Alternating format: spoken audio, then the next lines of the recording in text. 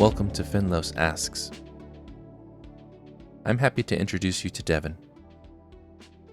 We met over 15 years ago in my second year of teaching, where he immediately pushed me to the limits of my ability to manage a class. We both quickly learned that he could make me laugh with little more than a look, and the joke became that he was my classroom kryptonite. I also learned of his compassion and devotion to his friends and family as he encountered painful struggles with both. Our lives have intersected at various points, but we have never really felt the sting of lost time, even when years go between chances to speak with one another. In this interview, he tells of his experiences moving with his family across the country as part of what he calls a cult, embracing the music and community of the Tallahassee hardcore scene, and his lifelong relationship with grief.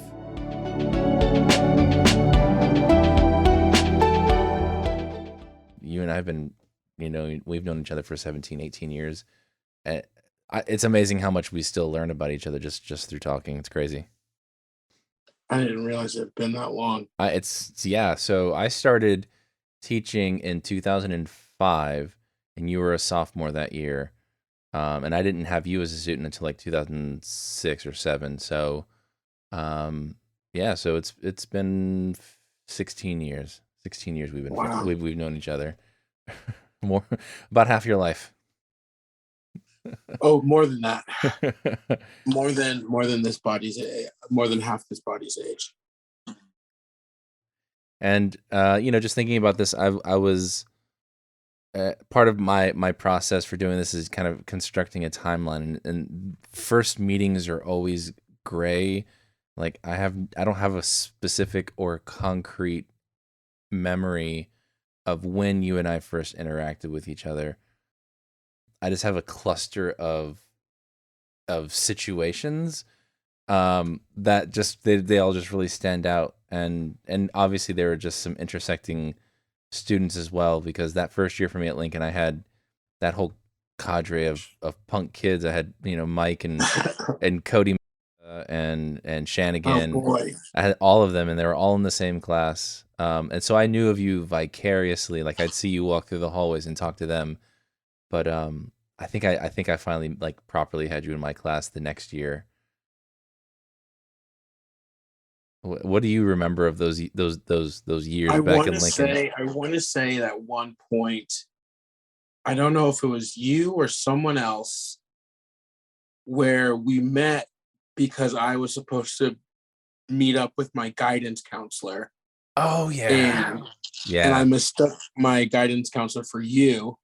I was just like, all right, so can I like leave? And you're like, what are you here for? And it was coincidental because at that time, of all the things that administrators can get petty about, at that particular juncture, our administration was super petty about paper usage.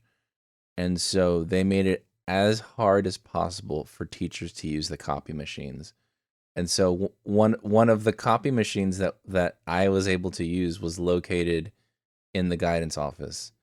And so I was in there, actually, I was making copies. And then I saw you were just sitting in an office, like kind of in the dark, or the lights were on, but there's just nobody in there, and you're just sitting there. Oh man. And I remember just talking and kind of trying to figure out how we could help each other out, because I was just waiting for copies and you were just waiting for a guidance counselor. Did that person ever show up? I don't remember. Yeah, I don't remember either. Probably, but I'm pretty sure I thought you were the guidance counselor. And like after the conversation was done, I was like, maybe do I like leave now? I have no idea I don't remember what I was even supposed to be doing in there. I think it was actually to be choosing like what classes I was going to do the next year. And I think that's actually how I got into your class. And you were with me for creative writing that year, weren't you? Yes. Because I thought I had you my sophomore year, but that wasn't true. No, it was junior year. Junior and senior. Yeah. I didn't have creative writing for the first half of the year. I had it for the second half of the year. Yeah. And we had to move some things around so I could get into it. But then that semester you also came into the class, and I remember you sat all the way in the back, like as far from me as you could. And I remember having spoken with you, and just we hit it off pretty quickly. And you have this, just, and this is our thing. You have this uncanny ability that you could just look at me from across the room, and like I can't even look at you right now as I'm talking to you. I cannot help but smile, and the smile just turns into this uncontrollable laughter. And I remember I told you, sit as far away from me as possible. So I would get not just as far away from the door on the first row, I would get on the back row. All the way. So diagonally, like from a straight line, I was as far away from the door as possible so that I could just hide if need be. And I would tell you, get out of the room. That was after I graduated. I was talking to my partner about this actually, about how I had come to visit you and you didn't know that I was coming. And I was like, after he had the students in the grade above me and the students in my grade, he had to like switch his teaching style around a little bit because we were just like so out of control. It was out of control. And it was because there's always these kids, they miss some key piece of information. And so they'll say something that is just completely disconnected from reality. And I'm up front trying to like keep a straight face and keep the giving hints, trying to get us back on track. And Devon in the back, what are you talking about? You're on a completely different subject. I would just lose. I can't do it. I can't do it. I would just like, come on, man, come on, just get with the program. Oh man, but yeah, so you are, you're one of the students who have, like we're legit friends, and it's a really great relationship, and it's, there's always those people where you stay friends throughout your whole life, but when you see each other after a long gap, you kind of have to play catch up and fill each other in. But it's like for us, the tape never stops rolling, and we're just like on parallel lives, and we'll see each other, and it's just like nothing has happened to that we have to catch up. It's just like, let's just press play and just keep going. And that's just I try to do that with as many people as possible. I feel like playing catch up is so boring because like I already lived it. If it was important, you probably already heard about it and we can talk about that. But like one thing that I struggle with, my partner tells me all the time, she's like, you don't talk about your day, or like you never tell me like little tidbits of stuff. And I'm like, because I don't pay attention to little things. If nothing is happening, I am like in idle mode. I have the wallpaper up and I'm just waiting for the next prompt. Yeah, like 5 years ago, I'm in my whatever. I walk into my classroom and you're just sitting behind my desk, and I'm like, you're here, and you're like, yeah, I'm here, and that's it. That's all the introduction. There's no like, yeah, I was visiting my no. It's, yeah, I'm here. What's up?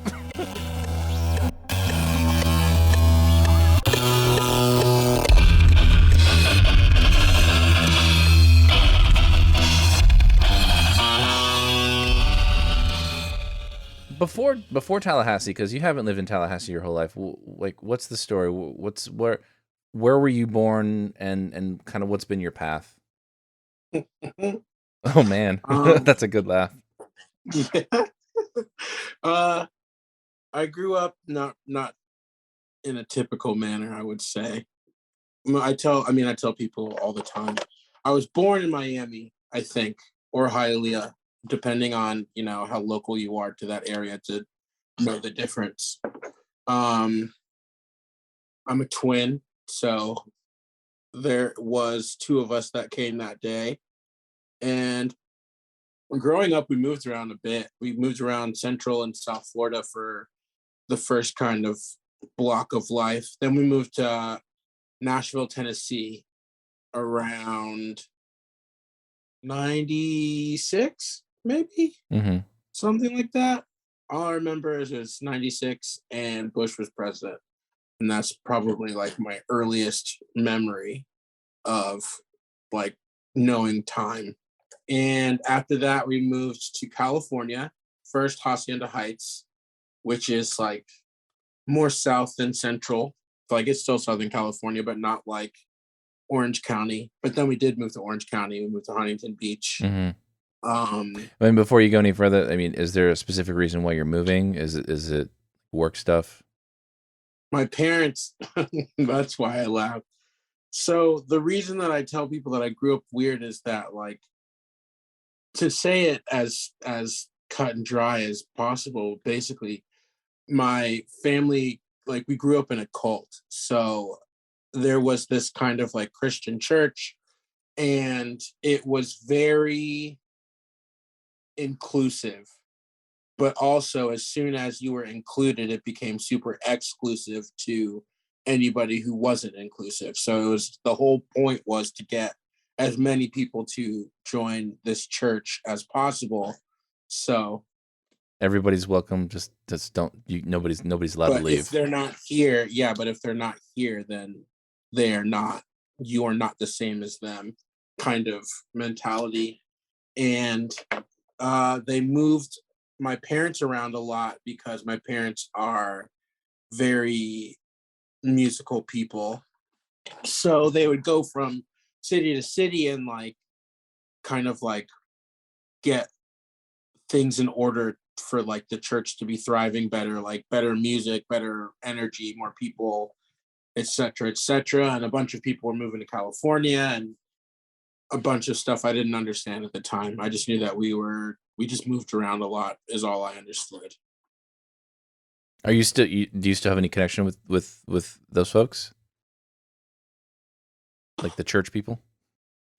Not more than not more than I need to. Okay, I have and I mean, some I and have I asked friends. because I'm curious as hell. Like, there's so much that I want to ask about this, but what's that like? It's funny. It's funny because like the people in which I'm still um in touch with are like obviously like my peers. So those are like, other than that, I don't really pay attention to like my parents' friends other than the ones that we grew up with and like are friends with, not because of the church or anything, just because they were, family friends. But I'm not going out of my way to get back in touch with a bunch of people like that. I think I'm super good. So you're in California. What's going on over there? Or you were in California? Um, I feel like that is when things really started. Um, Hacienda Heights, not too much. We lived in a house and we had a lot of free time. I don't even think at that point I understood the concept of like summer and school, Hmm. or like why I didn't go to school for 3 months out of nowhere. And then like sometimes I did. So This is like after that, five, we 6 years moved old, to, maybe. uh, we were for Hacienda, it was like second, third grade. So like 7 or 8, Okay. I think. I think we moved to Huntington Beach around like 9 or 10, something like that. Stayed there until 2003, and Huntington Beach was not not the best place, I think, for us. There was just so many, there was so little color around. That's a good way of putting it. And we were just talking about this just coincidentally about a week ago. Is this where you encountered the Confederate flag for the first time? Yes, Huntington Beach is where I saw a Confederate flag for the first time. And it's one of those moments in my life that I specifically like. Like it felt like I moved out of my body and I was just like, that thing's, I don't like that thing. And it's interesting because you were describing to me how you had no conscious understanding or recollection of what that symbol meant. Like you didn't understand the history of it or its cultural significance, but I think what you told me was like it was just an intrinsic fear. Like you saw it and you without control of your body, you turned and literally walked in the opposite direction. My sister and I stopped walking. We stopped walking as if like if we don't move, they won't see us. And we're gonna wait until it like drives away. And that's like a big, that was, yeah, that's a memory that never went away. And then we moved to the South where it's like everywhere. Everywhere. So Yeah. so you're from South Florida to Nashville to California because your parents are involved in this church, and then what's your role in that? Like, do you just go to church with them basically, or do you have any sort of memories of that? So my sisters and I, like, we ended up having to like sit down with our mom on multiple occasions and just like talk about what growing up in this thing, like what the outcome was, because like every person I've met that grew up in it, and like for like a decent chunk of their life, most of them all will tell you that there are definite like issues that came from growing up like that and interacting in like the regular world and things like that.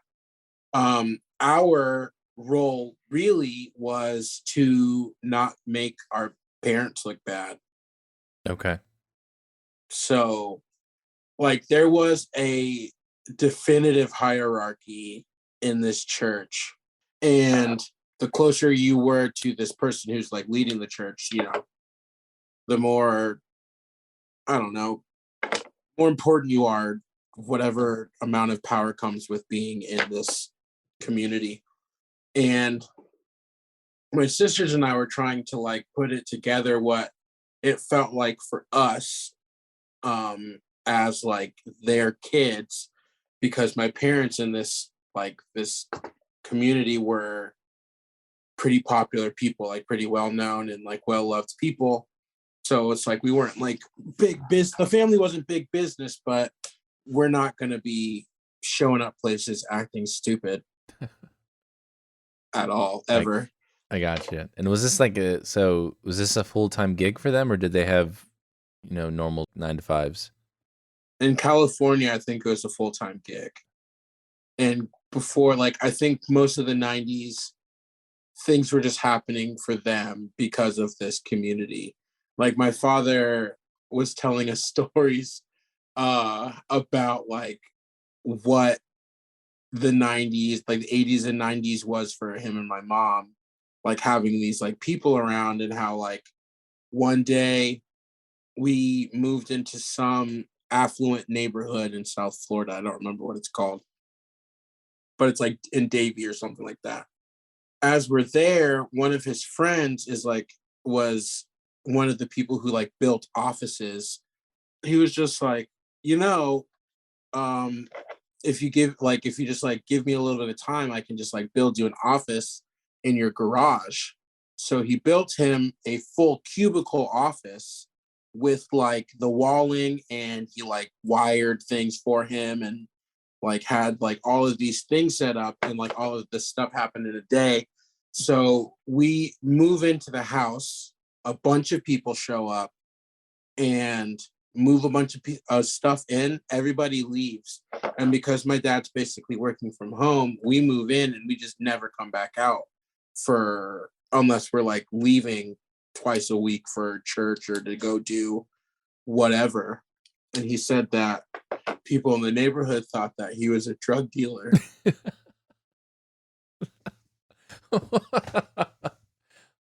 Because you guys are just never leaving the house, but you've got Because a we just show up. but people Yeah. just Because we're show like up. this black family. Yeah. We're this black family. For those who are listening, if you couldn't tell, I'm a black person. Um, we're this black family in this white neighborhood who just showed up with like 20, 30 people to help us move in, like an anthill. And then all of a sudden there's an office, and like they're doing like electronic work in there, and that's done in the same day that you've moved in. And people are just like, we thought you were just like selling drugs or something, because you never went to work or Yeah. like really left the house. And I mean, obviously, describing it as a cult carries a certain sort of connotation with it. Connotation. But obviously, you're describing a pretty close knit community. There's some positives that came from that. You guys were supported there. That's cool. It was a loving place. Like I tell people, I was like, when I say cult, I don't mean like the occult, which is a completely separate situation. Right. It was just a close-knit kind of family community. It was, yeah, it was just very, there's a lot of control issues, Yeah, which is why it was considered that. And gotcha. I don't say it just because like it's funny and that's my sense of humor. It is probably because I grew up in a cult, but because it was on the cult watch of the United States government Oh. because of its exponential growth worldwide. There was it was either 2020 or 60 minutes about it and about the leader, Kit McKean, in the 90s. And they're just like, people are saying that you're brainwashing people. And he's just like, no. He's like, nope, I just love God and they love God too and they love me. And then 2003 happened, and we had to boot scoot boogie out of California. Oh, no. And yeah, oh, the whole thing came crashing down. After that happened, we moved to Tallahassee. And that is where I want to say, not want to say, I know for a fact, is where my family lived the longest without leaving.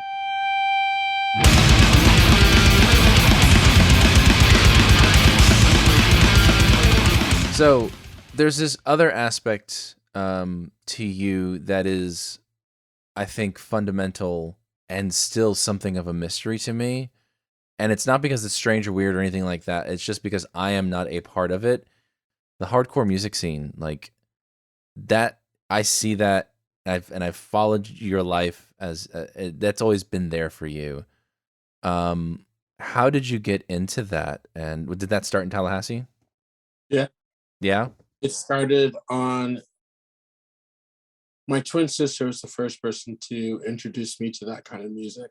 I didn't like it. I thought it was a bunch of noise.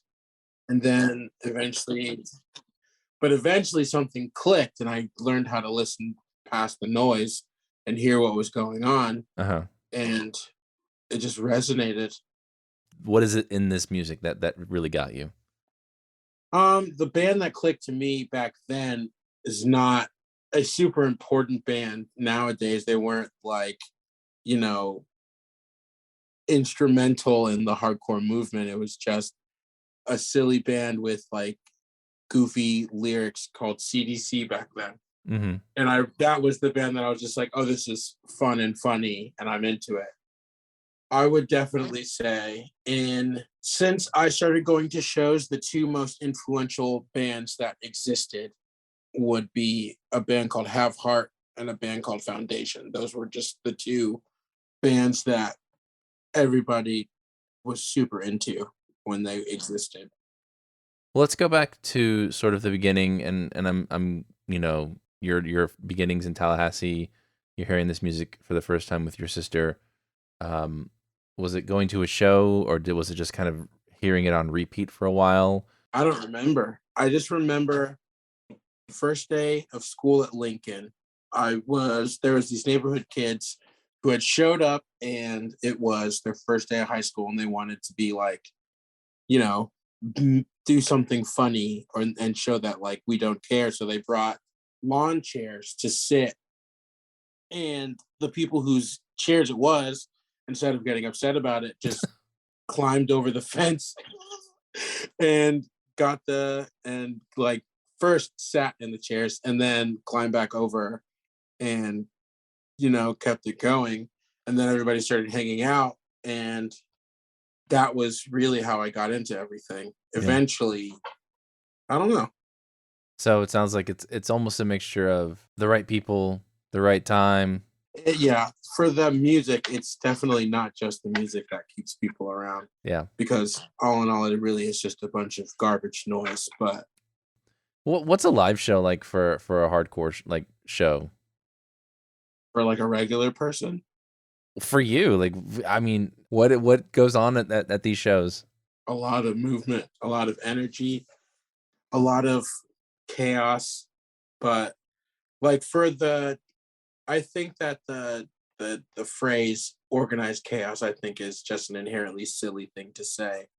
But there are specific rules to all of the things that are happening, in this room and it'll look like there's not, but I don't know, it's like a little microcosm and everybody really knows how to police themselves, and it just looks really crazy Yeah. and looks like it's not a lot of fun, but it is.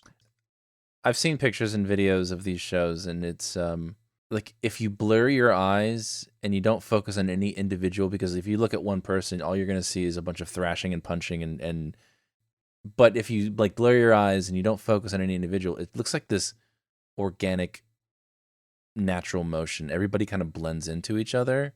Looks like when you flip a starfish upside down. Yeah, all the little cilia kind of like wiggling around. It's moving around, and if you put something on top of it, it will move in a direction. Yeah, and it's gross, but everybody's so sweaty that like Ugh. there's no friction. Like everybody just slides across each other, and and it's just a really interesting spectacle. Like I've been to tons of shows, but I've never been to like I've been to a metal show, but it's not the same thing. No, It's not the same. close, but not the No, same. it's not the same. And I've never been Like in, oatmeal and porridge. yeah, exactly. And I've never been in that kind of a pit before, and it's just it's its own sort of spectacle to behold. And what's the story with you always ending up on stage? Because were you in a band at one point? Yeah, I was the front man. I can't play an instrument because it's too much math. Um, and the funny thing is, I say that, and anybody who plays an instrument is like, oh, okay, yeah, that makes sense. But like, I just can't do it. I can hum and whistle and all these things, and I love to write, obviously. And it takes no talent to sing for a hardcore band. All you have to do is yell real loud about, you know, not liking something or liking something. Um, just depending on how you want to do it. What was your But yeah, band's I was in name? the band for a while. It was point blank. Point blank. It was fun. What did It you was a sing fun about time. when you were in, or what? I guess you call it singing. What were you singing about? It feelings. I am not. I mean, you know me. My subject matter didn't get much bigger. It just got deeper. Um, I also I how do, there's a reason that I write songs the way that I do. And I feel like I've always had a thing of I don't like to write about things that I don't think I can relate to. If I'm going to write about something and it's going to be from my specific perspective, I'm not going to write about something I don't have perspective over. That wouldn't be genuine, or there'd be no point. So most of the song, all of the songs really were just about my experience, my life experience, and all those things, mental illness and love. And You were kind of alluding to, I don't know what your word was. Was it mentality or like there's specific aspects to hardcore that separates it from other genres. Like I know that there's a huge intersection of like hardcore and straight edge, that sort of thing. Like what are some of the qualifiers or specific features or qualities of your typical hardcore fans? Like what are some of the commonalities there? typically white kids who wear a lot of denim. You went where I was gonna get to eventually, but let's just cut to the chase. Like, It is a very it's changed, but growing up there were two, not counting my sister, two other black people that I knew that went to, well, there's a few others, but like in the actual city, not from like visiting from other places, there's like two other black people that I knew of in the scene. And then my sister kind of like came in and out over time. So it is a largely white community. Um, to explain what most hardcore kids looked like when I got into it, is they were the kids that the Dare Lion told you not to hang out with. Even though they were the ones who were like the most on the same mentality as the Dare Lion. Weird. They're all weird. Everybody's so weird. I mean, I guess everybody's weird, right? But maybe hardcore just allows some folks to let it out a little bit. It just like gives the thing is the whole like the focus of hardcore for the most part is like the whole community aspect, the family aspect. And it just gives a bunch of people of like, yeah, like there's a whole bunch of people who I don't feel so alone with. But it's like different when all of those people are out also psychos and are also just like absolutely apathetic to everything and anything.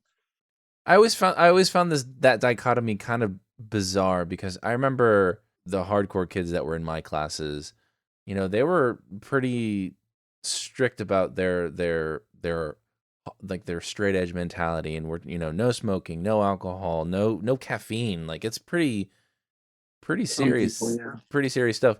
But they were Wild kids doing things that legitimately, like whenever I say apathetic to anything and everything, it was kids doing things that would make you stop and say, like, do you really not care about like how don't you care about the outcome of this?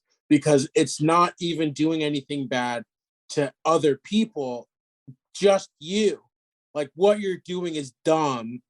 And like obviously you have to be punished on like a legislature side of it, but also like you're punishing yourself by doing this stupid stuff, and it's always dangerous. It's always gross or dangerous but hey, for no don't reason. drink your Coke because you can't have any caffeine. Oh my goodness gracious. Wild. So, being in Tallahassee, I mean, I guess this is sort of a theme for you.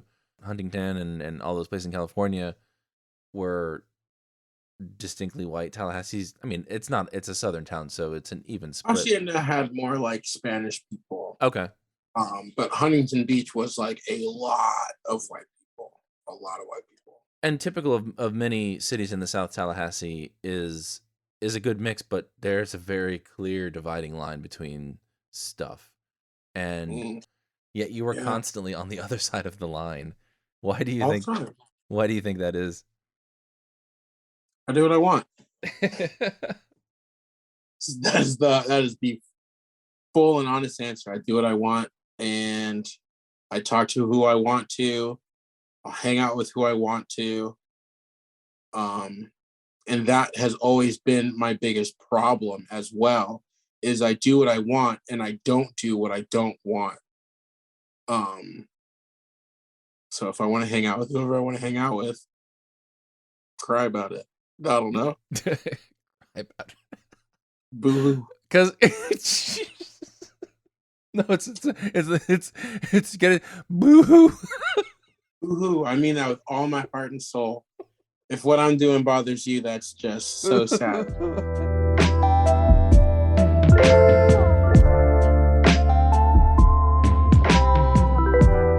So what got you out of Tallahassee? I mean, you stuck around for a while after graduation, but what finally got you out? What you I remember like there's a distinct sense of like enough. I need to go. What was it? It was getting to the point that being in Tallahassee, like just existing in the city, was giving me panic attacks. I knew that if I didn't get out by the end of 2016, I wouldn't be there by the end of 2017. Yeah. It was like a necessity. It was like I need to get out of this place. Um, so I did. Where'd you go? North Carolina.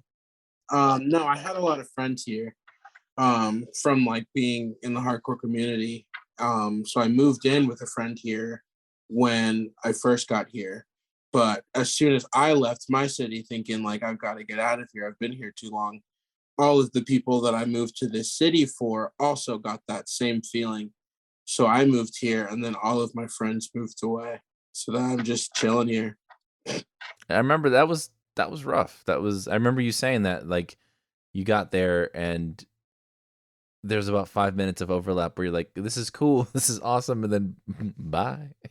And then Yeah. Like, oh, I guess I should start life. I decided to, I don't know. Growing up, I did not expect to live a long time. Um, Not that I didn't expect to be here for this long. So after a while, I was sitting here kind of like, well, this body will be 30 soon, and I don't really feel like dying anymore. So I should probably start setting up for not dying for the rest of my life and not just working in silly places making not enough money. If I can ask, because you've used this phrase several times, like this body. Do you not envision your like who you are as a person to be the same thing as who you are physically as a person? Like, is there a disconnect there for you? Oh, for sure. But that's a complicated one. Um, I haven't figured it out. I've got so many things about myself to figure out, but I've had this feeling forever of like, I don't know if it would be considered like body dysphoria or something, but I just don't feel like I belong in here. I Mm-hmm. feel like I'm in the wrong. I feel like I'm not supposed to be in here. It's like the wrong size. It just doesn't fit right. Yeah, it's close, but it's not right. Mm. Um, but also, you've known me a long time. My life is a series of convoluted bits Mm-hmm. that people have to catch on to and understand after a while. And my longest bit is that I am very old. I'm super old. I'm 447 years old. Explain that. Started off as a joke, and then it just became a bit, and now here we are.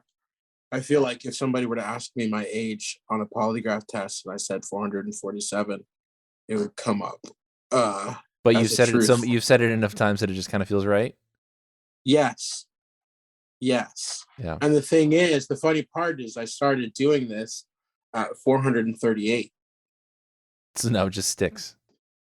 And whenever people ask me how old I am, and I tell them that, they're just like, "Oh, ha!" But really, and then I give them a super straight face, and I say, "I am 447 years old."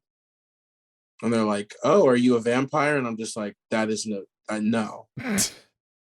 You stupid. Not even stupid. It's just like, why would you call me such a thing? And then they're just like, what? And that's after that, I started saying like this body is 30, so that people would stop asking me how old I am over and over and over again. It is interesting because I can point to examples where you have been at odds with your body. Like you have felt as if your body was Off. on the opposite side, like almost an antagonist to your life. If it's not too much to share, but when you were dealing with diabetes in high school, Mm. I would see you walk in and like you're like, "Hey, Mr. Fiala's like, I almost died yesterday." Like straight face, almost died yesterday. And I was like, "Oh, okay, Devon, what's going on?" And you're like, "I'm diabetic and my blood sugar was super low and I almost died yesterday. Like I went to a coma or something like that." Straight face. It was opposite. It was other side. It was too high, Oh, it's and too I was high. like, Okay. yeah, I was like getting like dizzy or something. Yeah. And I'm like eating something stupid. I did not care. I was so bad. I'm like, "Devon, you're what are you doing?" You're like, "It doesn't matter, Mr. Fiales. It just doesn't matter. Like I'm It fine. will be I'm okay. I'm Yeah, fine. it Like will this be fine. body just doesn't understand what's happening. It's gonna catch up eventually." I think you actually said that literally to me one time. Like it's gonna catch up eventually with what's actually going on. Yeah, and But it did. I'm fine. I mean, it seems like that's a pattern in your life where you're just always slightly ahead of the What's rest of going on? yeah, the rest of yourself.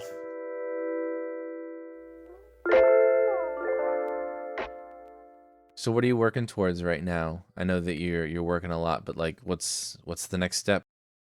I think I got to get out of the country. Okay. Any specific places you got in mind? Canada at the moment. Okay.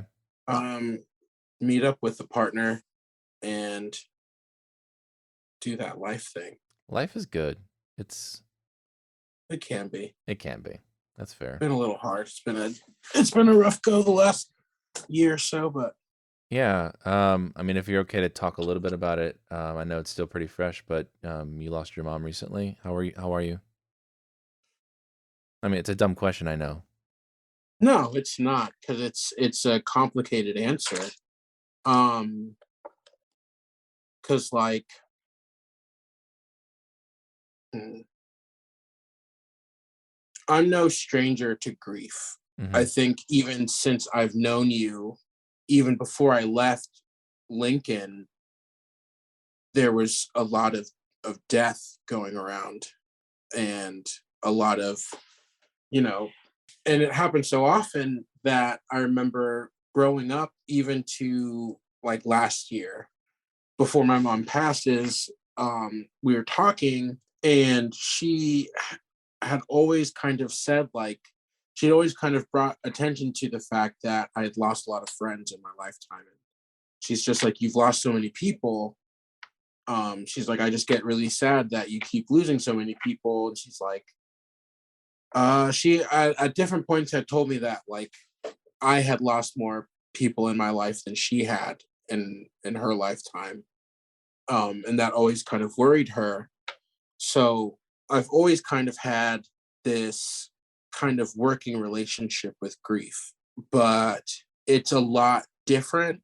Like for me, whenever I would go through grief, I would be able to compartmentalize and kind of detach myself from it, because there are always going to be other people who are closer to the person that need more attention for, their grief, than to try to make it about myself and all of those things, so that I would kind of deal with it on my own without, making a big fuss. But it's a lot different when you can't do that, you can't really Hmm. run away from it. And I don't know, the loss of a parent is, I don't think that there's really a way to prepare for it as Hmm. much as we thought we were prepared for it. I know that you traveled to. Did you get to be with her when she passed? Not in the moment. I saw her the same day. We saw her earlier. It was a lot of work. Um, she passed because she had COVID. So being able to see her took a lot of work, because they're not really supposed to let a lot of people um, in and out of there for safety purposes. Hmm. But as the week was going, it became like a bit more apparent that there wasn't any other options. So they took her out of the COVID unit and put her kind of into the comfort care, Hmm. so that she could just kind of be there until she wasn't.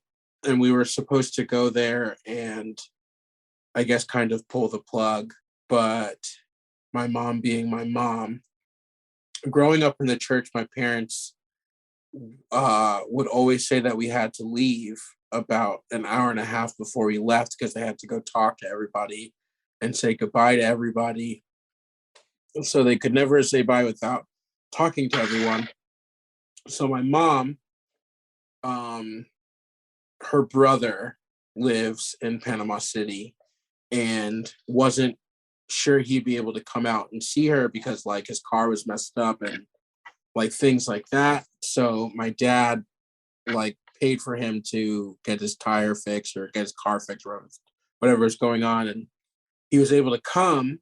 And as soon as he got there, he went in there. My mom opened her eyes and smiled, grabbed his hand, and then died immediately after that. So we were kind of happy because we didn't have to do it, you know? But I don't know. Well, it seemed like she was in control there at the end, at least. Always. Yeah. Yeah. Did she stay with the church all the way through? Like, is she, what? Yeah. Does that give you any comfort for her that she felt safe? Not so much comfort, because it doesn't change my beliefs, Hmm. but I don't think that, I was just talking about this actually today. I don't think that the afterlife is as cut and dry as anybody thinks it is, because for there to be an all-knowing, all-powerful entity, for them to judge, for them to sentence eternity for the actions of 100 years or so is not, there's no wisdom there. There's not, I don't think that there's really any good or bad place afterwards. I just think that whatever happened after she passed away, she's probably feeling pretty good because her body down here was even more at odds with her than mine is mine. I know that in addition to that, you and your dad have had some difficulties in your relationship as well. Has this given you some opportunity to sort of mend those rifts? It's been a lot better between my dad and I for sure this is since this happened. My whole family, I think, has been a lot closer. Um, we talk a lot more, which has been really good. Um, I think he's kind of realizing that I've been trying to figure out, like, I've been trying to rationalize how all of this has happened. I've looked at it this way. For the family, my dad took care of the house. He took care of the Bowens on the macro, as in like making sure that things were going like smoothly and that everybody had what they needed. And my mom took care of the family. Hmm. So after my mom passed, I think my dad is now realizing like the house can take care of itself at this point. I think it's time to for me to start stepping into, you know, making sure that my family is taken care of as well. Where do you see yourself in that sort of dynamic as a family member? What do you see your role? Like what do you want to do?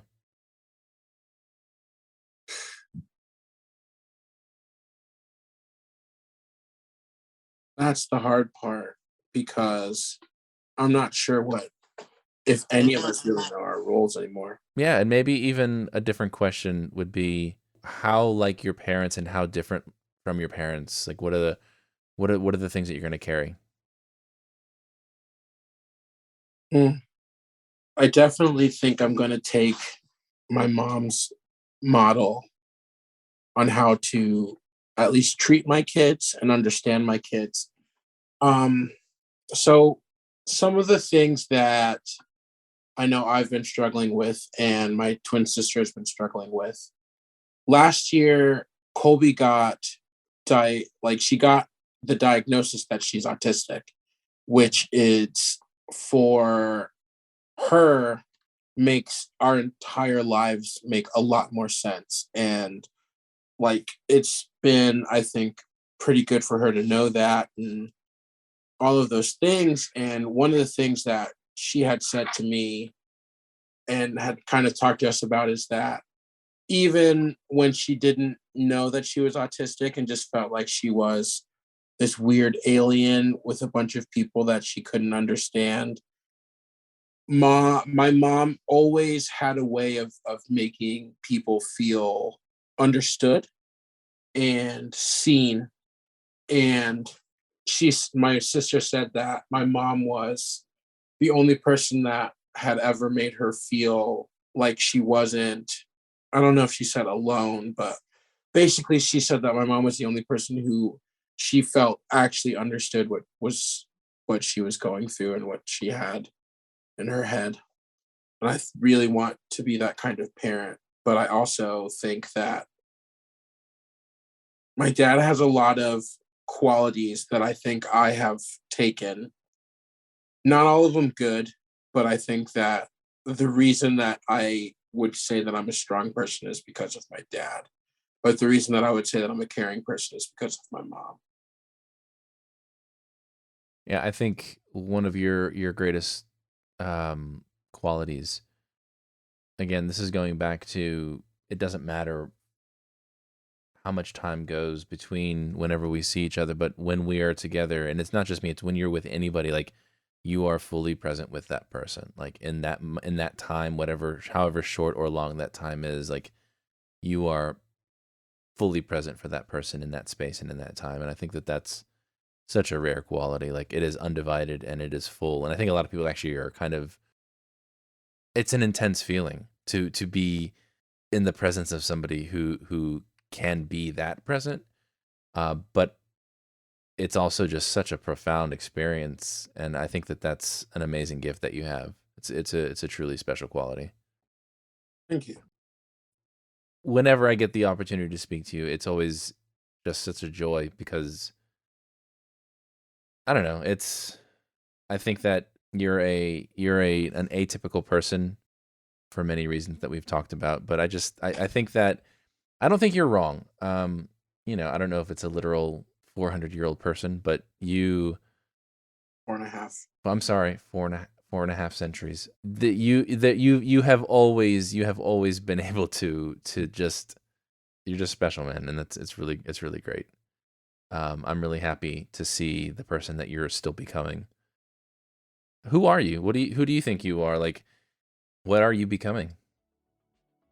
I think now I am becoming the person that I wasn't able to be before hitting as close to rock bottom as I think I could have gotten in my lifetime. I think I'm finally becoming the person that I want to be and not the person that I've had to be for a bunch of other people for the entirety of my life. I get to exist for me and not for other people.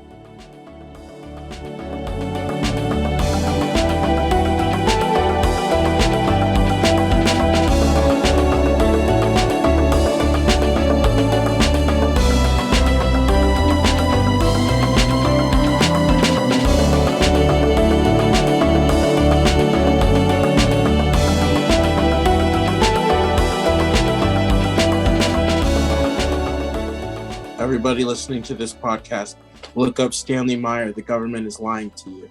He invented a car that could run on water. He also invented a thing called a toroid, which outputs more energy than is inputted. So it's free energy. So they killed him.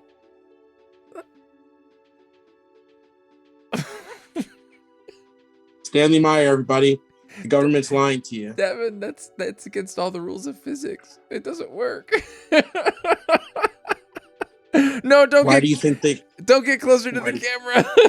Why do you think they killed him? Oh, Why do you think they killed him, Finlos? Because it's not impossible. Stanley Meyer. I'm looking him up. I'm gonna add. This is gonna be in the pot. It's gonna be in. I gotta keep it in. Okay, Stanley Meyer. Looking him up.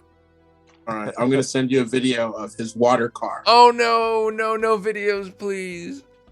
This is a real thing. I'm not joking. I know. Just don't tell me. Check it out on his next podcast series, Finlos Conspiracies. Finlos Conspiracies. All right. Finlos Seeks. Finlos. That's it. That's it. It's done. You got it.